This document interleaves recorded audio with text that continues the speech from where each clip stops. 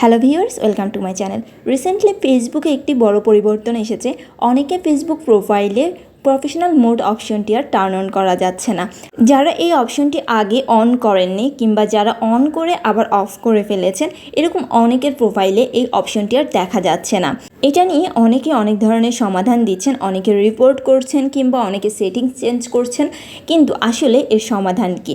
এর সমাধান নিয়ে আজকের এই ভিডিওতে আপনাদেরকে দেখাবো।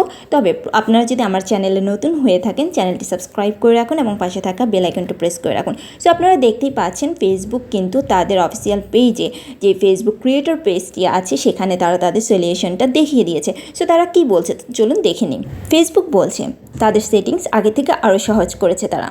এখন থেকে আপনি চাইলে প্রফেশনাল মোড চালু করে আপনার পাবলিক ফলোয়ার্স ওপেন রাখতে পারেন, কিংবা আপনি চাইলে আপনার প্রোফাইলটি প্রাইভেট করেও পাবলিক ফলোয়ার্স অন রাখতে পারেন।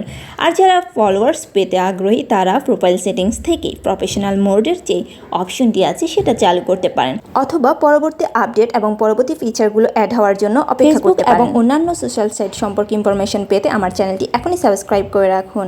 Thank you.